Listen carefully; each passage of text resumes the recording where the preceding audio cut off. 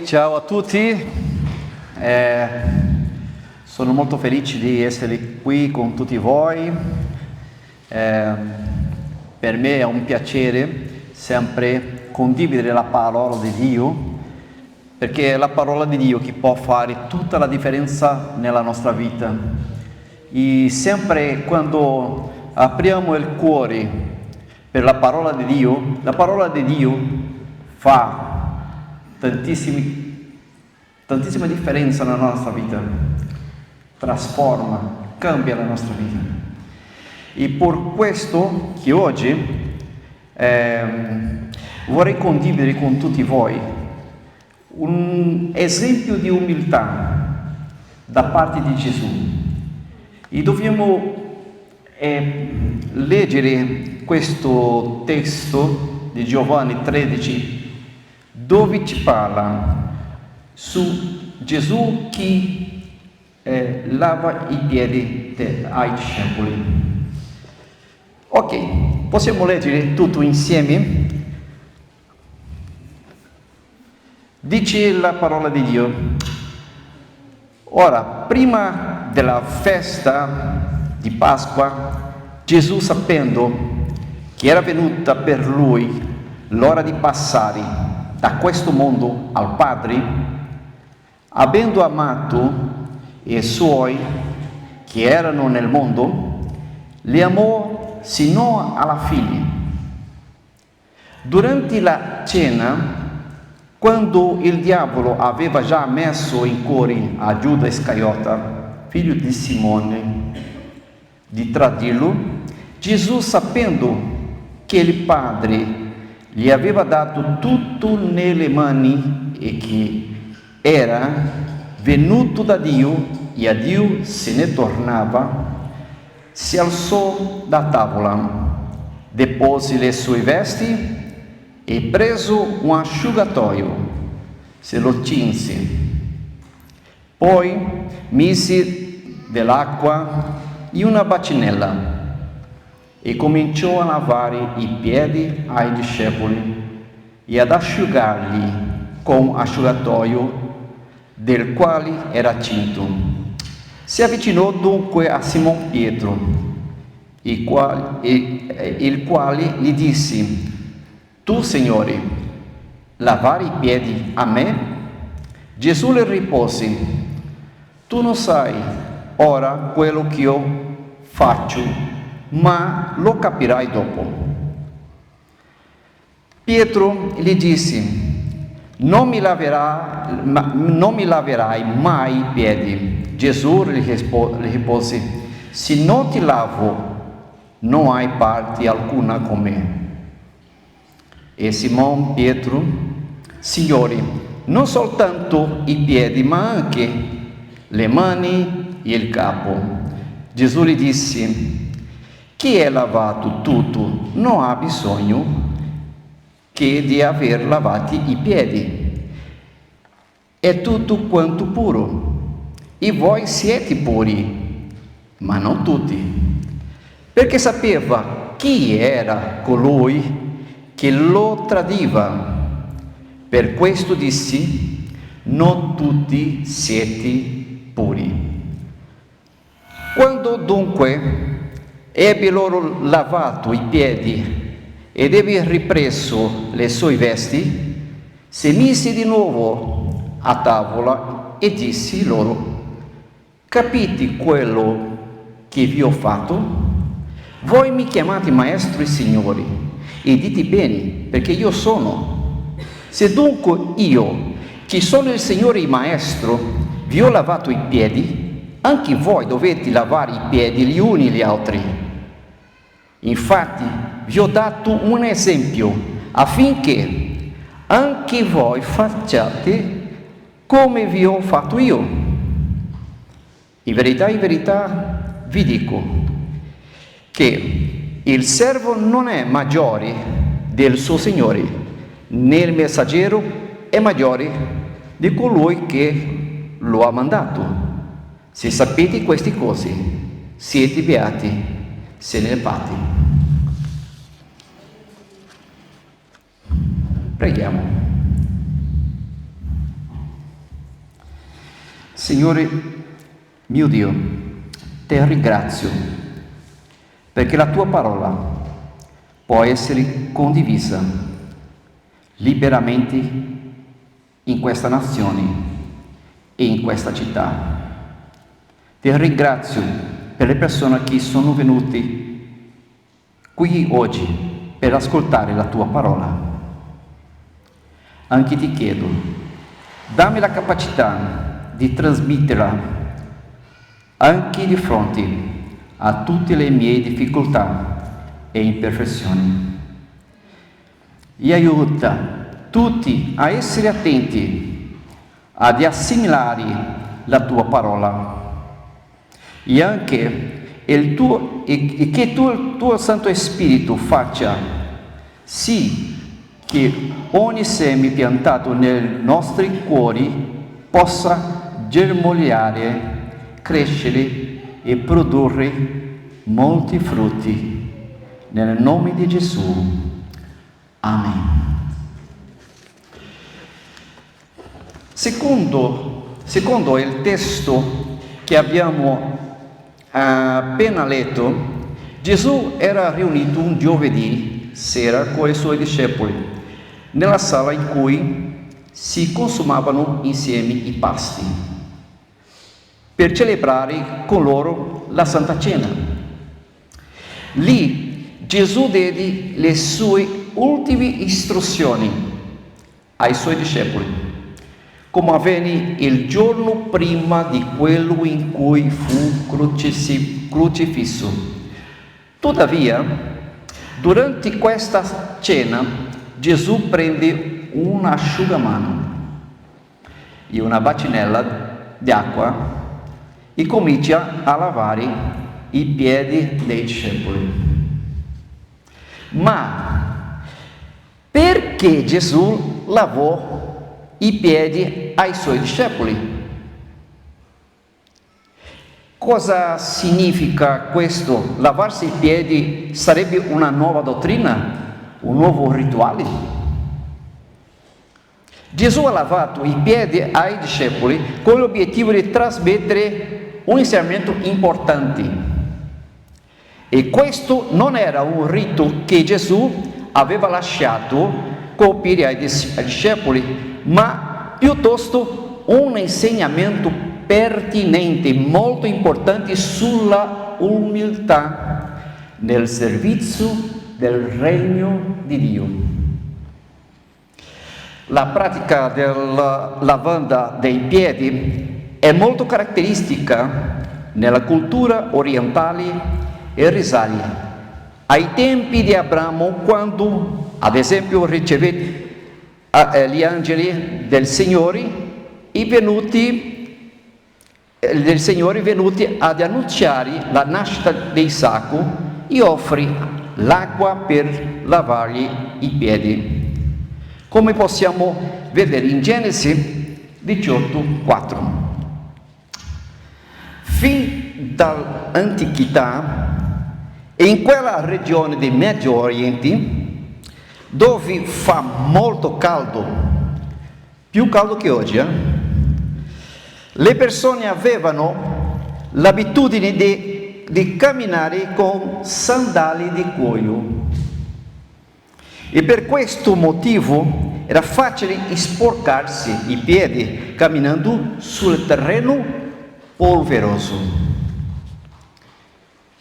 Quando un viaggiatore arrivava a casa di una persona, era cortesia che l'ospitante offriva una bacinella di acqua affinché il viaggiatore potesse lavarsi i piedi e così da potersi rinfrescare e stare comodo. Nelle case dei ricchi, il padrone di casa metteva i suoi schiavi a lavare i piedi agli ospiti. Un fatto curioso che Luca ci racconta è che Gesù una volta fece notare ad un fariseo di nome Simone, che lo aveva invitato a cena, che non gli aveva offerto l'acqua per lavargli i piedi. Luca 7,44. Non solo nelle case, ma anche quando il sacerdote entrava nel tabernacolo o nel tempio, egli stesso doveva lavarsi le mani e i piedi prima di entrare nel luogo santo. Esodo 30, 19 a 20. E anche all'uscire doveva lavarsi. In molte parti della Bibbia troviamo la parola purificazione di parti del corpo, come mani o piedi, ma il significato è quasi sempre lo stesso, quello di lavarsi con acqua. La purificazione del corpo in generale era un concetto ampiamente seguito nella cultura e nella tradizione ebraica, sin dal tempo in cui Mosè scrisse la Torah. La pulizia e l'igiene del corpo erano quasi sempre legati a cosa essenziale per una persona che voleva mantenere una vita pura e santa. La loro procedura era quella di non mangiare senza prima di lavarsi le mani e anche di lavare ciotole e piatti prima di mangiare e così via. Una volta Gesù fu criticato dai farisei perché i suoi discepoli furono sorpresi a mangiare senza lavare le mani. Riguardo a questo episodio, Gesù vuole specificare ai farisei che ciò che contamina un uomo non è ciò che entra nella bocca, ma ciò che esce dalla bocca. Matteo 15, di 1 a 20. E così Gesù rese molto chiaro quale sarebbe stata la vera contaminazione da cui avrebbero dovuto guardarsi. Ora torniamo al nostro testo.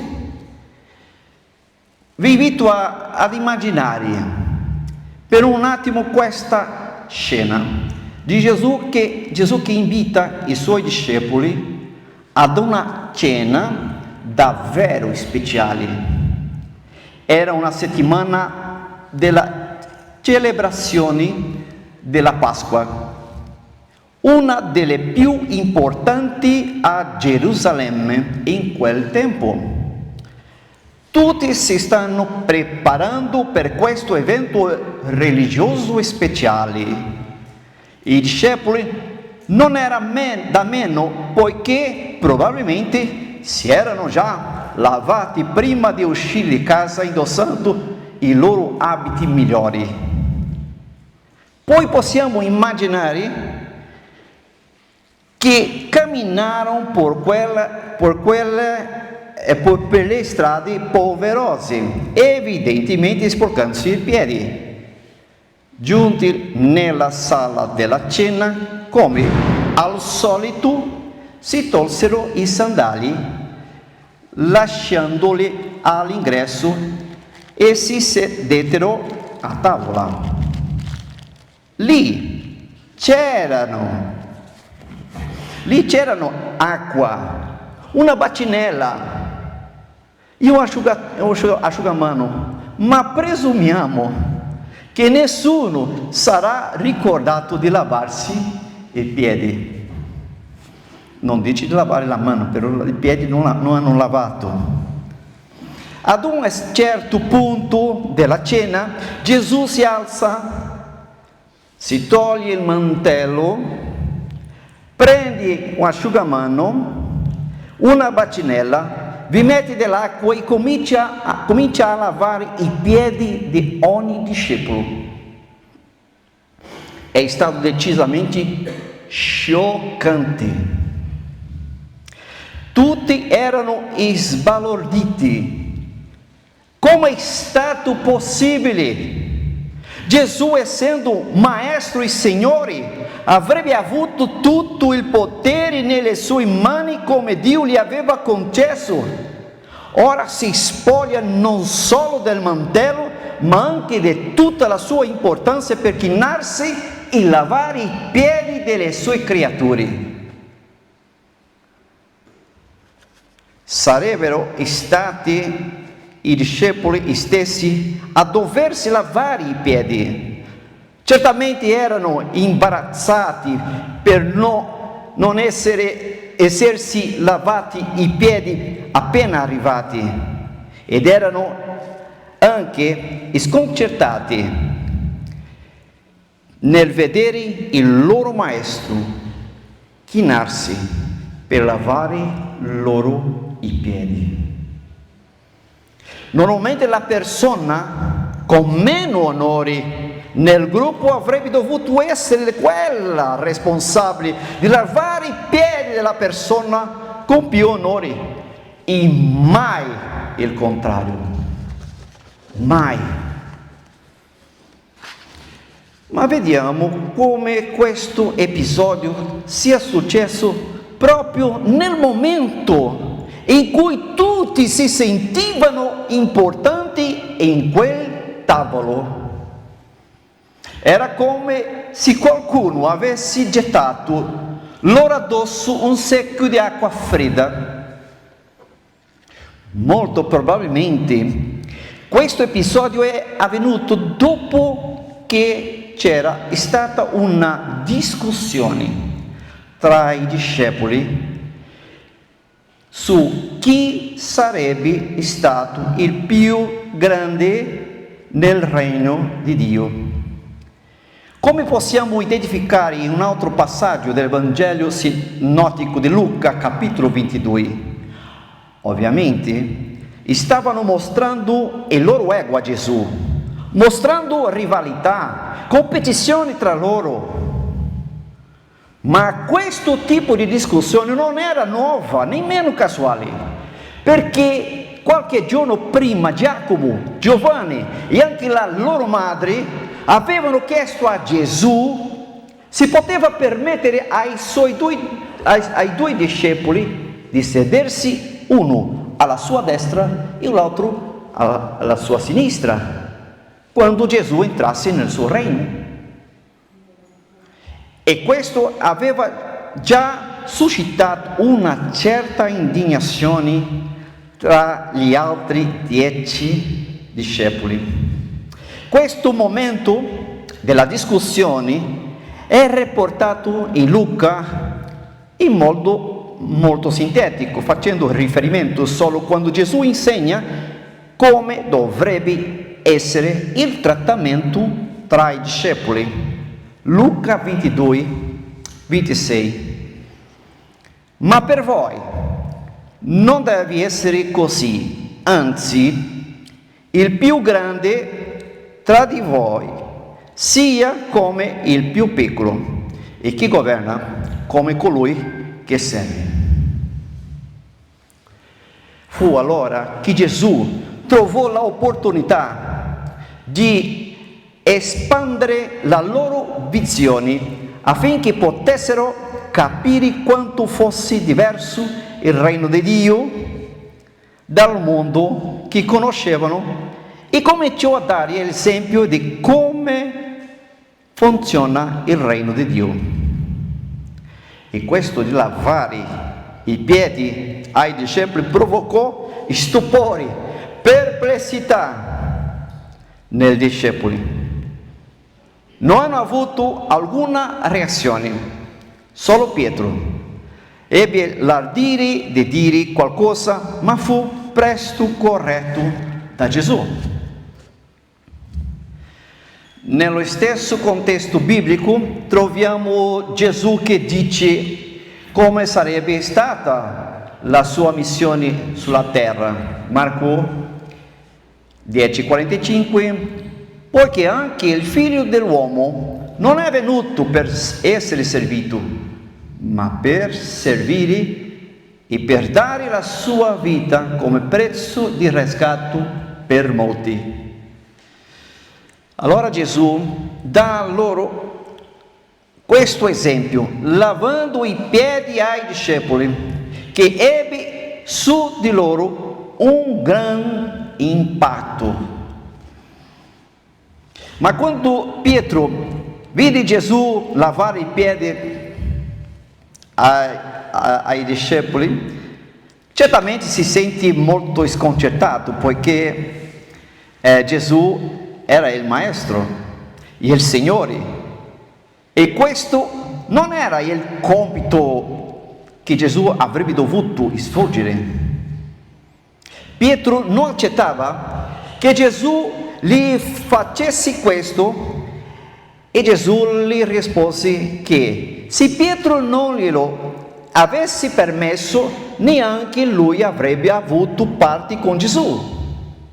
A questo punto la risposta di Pietro fu quella di chiedere a Gesù di lavargli non solamente il piede, ma anche le mani e il capo.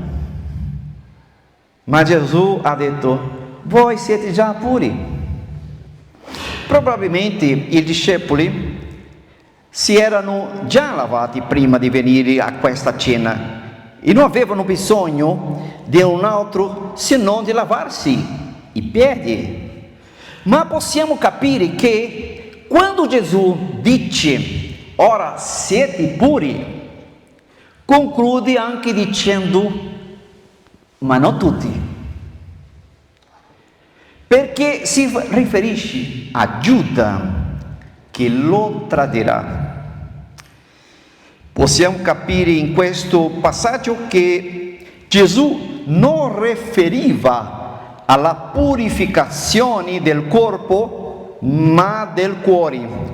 Era una situazione spirituale. L'acqua purifica, pulisce i piedi, ma la parola di Dio purifica il cuore da ogni peccato. Alleluia. Nella epistola di Prima Giovanni troviamo un passaggio molto interessante. Prima di Giovanni 1:9 si dice che se confessiamo i nostri peccati, Egli è fedele e giusto per perdonarci i peccati, purificarci da ogni iniquità. Gesù dichiarò anche nel Vangelo di Giovanni 15:3: siete puri grazie alla parola che vi ho detto. È la parola di Dio che purifica. È la parola di Dio che purifica i nostri cuori. È nel Vangelo che troviamo tutto ciò che è necessario per la trasformazione della nostra vita.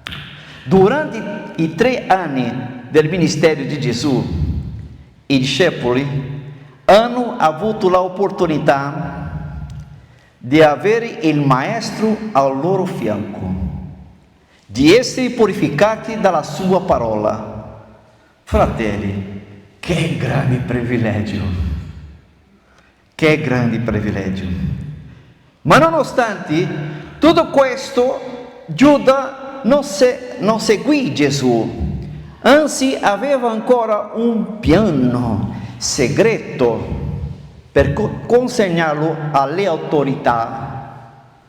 Prima ancora di tradire Gesù, Giuda stava tradendo se stesso, pensando che il suo progetto personale potesse prevalere su quello di Dio. Per questo stesso motivo dobbiamo necessariamente confrontare i nostri progetti con la parola di Dio, per non cadere nella trappola del diavolo di pensare che i nostri progetti personali non abbiano bisogno della interferenza di Dio. Naturalmente abbiamo bisogno di Dio e dipendiamo ancora dalla sua grazia infinita. Vediamo la situazione qui. Era l'ultimo giorno di Gesù sulla terra e tra i discepoli ai quali Gesù affidava l'apostolato c'erano problemi di carattere. Giacomo e Giovanni vogliono essere superiori agli altri discepoli. Rivalità tra i 12 discepoli. Pietro con problemi di incostanza e agisce ancora di impulso. E perfino un discepolo come Giuda che egoisticamente tramava contro Gesù. Eppure Gesù lavò i piedi a tutti i suoi discepoli, dando loro un esempio da seguire, dando loro la risposta a tutti quei problemi generati dal proprio ego di ciascuno. Dopo aver lavato i piedi ai discepoli, Gesù chiede: capite quello che vi ho fatto? Versetto 12. E continuava dicendo: il Signore, stava dicendo di se stesso, il Signore e il Maestro vi ha lavato i piedi e anche voi dovete lavarvi i piedi gli uni gli altri. Versetto 14. Allora, dobbiamo includere questo servizio di lavarsi i piedi a vicenda nella Chiesa? Cosa ne pensi? La risposta è nel versetto 15. Gesù dice: poiché vi ho dato un esempio, affinché, come ho fatto con voi, anche voi facciate lo stesso. Gesù specificò in questo versetto di lavare i piedi ai discepoli era un esempio, cioè illustrava l'insegnamento di Gesù sulla misura in cui qualcuno può o dovrebbe essere umile. Se il Signore dell'universo intero può svolgere questo servizio, ancora non ci sono più restrizioni affinché il cristiano possa praticare l'umiltà nel servire il Signore. Chiunque esso sia, non c'è cultura, lingua, posizioni sociali, nessun argomento umano sia capace di affrontare questo grande insegnamento di Gesù sulla umiltà nel servire al Signore. Alcune chiese cristiane hanno adottato la lavanda dei piedi come celebrazione, che deve essere praticata ma come abbiamo visto prima.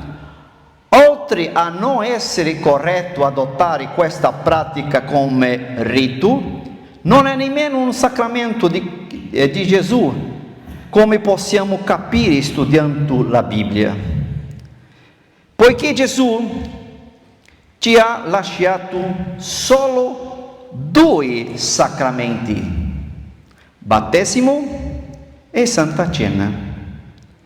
Ma dobbiamo prestare attenzione al libro degli Atti degli Apostoli, che mettevano in pratica tutto ciò che Gesù aveva insegnato.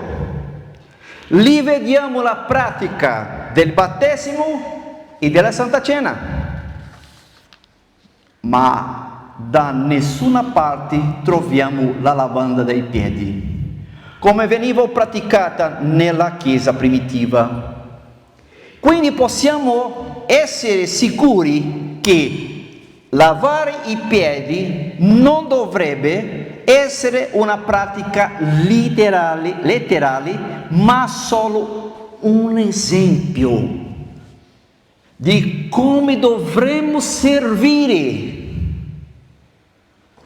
Un altro aspetto importante in questa affermazione di Gesù, qui nel versetto 15, non ha detto di fare quello che lui ha fatto. Non sta scritto così. Assolutamente no. Perché se dovessimo fare quello che lui ha fatto, dovremmo praticare la lavanda dei piedi. Ma qui dice di fare come lui ha fatto. E come ha fatto Gesù? Primo, ha servito con umiltà incondizionata. Gesù è il nostro esempio. Non abbiamo parole per descrivere l'immensità della umiltà di Gesù. Egli non è solo l'esempio, ma la nostra fonte assoluta di apprendimento sull'umiltà. In Matteo 11:29 Gesù dice così: imparate da me perché io sono mansueto e umile di cuore. Come abbiamo detto prima, c'erano problemi tra i discepoli, come la rivalità, egocentrismo, incostanza, impulsività, perfino incredulità e infedeltà, come avvenne con Tommaso e Giuda. Ma anche se i discepoli avevano tutte queste imperfezioni, Gesù ha mostrato che con la vera umiltà è possibile servire tutti, senza discriminazioni, senza restrizioni, incondizionatamente. 2. Come ha fatto Gesù? 2. Amando i suoi discepoli fino alla fine. Gesù, avendo amato i suoi che erano nel mondo, li amò sino alla fine. Così scrive l'Apostolo Giovanni nel primo versetto della nostra lettura. E non è solo qui che troviamo Giovanni che fa riferimento all'amore, poiché questo è il tema centrale di tutto l'insegnamento di Gesù nel suo ultimo momento con i suoi discepoli. Come possiamo leggere in ogni parte del Vangelo di Giovanni dal capitolo 13 al capitolo 17. Gesù ha parlato dell'amore del Padre, del suo amore, gli ha dato anche un comandamento: amarsi gli uni agli altri. Questa è stata la forza motivante di Gesù nel suo ministero: amare i suoi, e lui li ha amati fino alla fine. Gesù stesso disse in Giovanni 15:13: nessuno ha amore più grande di quello di dare la sua vita per i suoi amici. Gesù non ha svolto il suo ministero solo compiendo una missione. Non ha lavato i piedi ai suoi discepoli solo perché avevano i piedi sporchi. Tanto meno è salito sulla croce a morire solo per compiere le profezie. Ha fatto tutto questo e molto altro ancora con amore e per amore. Amava intensamente i suoi in ogni momento. Ecco l'esempio che dobbiamo seguire, un magnifico esempio di umiltà e di amore. Ma cosa significa quando Gesù dice che anche noi dovremmo lavarci? È scritto lì, lavarci i piedi gli uni agli altri. Significa servirsi gli uni gli altri con umiltà tra i nostri fratelli in Cristo, nella Chiesa. Come Gesù non ha lavato i piedi alla folla, ma solo ai discepoli. Quindi questo significa che dovremmo essere umili solo nel servizio alla Chiesa? Naturalmente no, perché l'umiltà insegnata da Gesù doveva essere praticata in tutti gli ambiti della nostra vita. Dobbiamo essere umili a casa, tra i nostri familiari, sì, umili al lavoro e a scuola, tra i nostri colleghi. Dobbiamo essere umili verso i nostri vicini e nella nostra società in generale, perché così facendo rifletteremo Cristo in tutti questi ambiti, affinché Lui stesso possa essere conosciuto attraverso il nostro esempio di vita cristiana. Posso essere umile in famiglia per fare qualche esempio, portare fuori la spazzatura anche se non sono la persona designata a farlo. Lavare i piatti, anche uomini. Portare il caffè a letto la mattina a qualcuno, eccetera. E facendo questo tipo di gentilezza e di cura gli uni per gli altri, che laveremo i piedi gli uni gli altri, seguendo l'esempio di Gesù.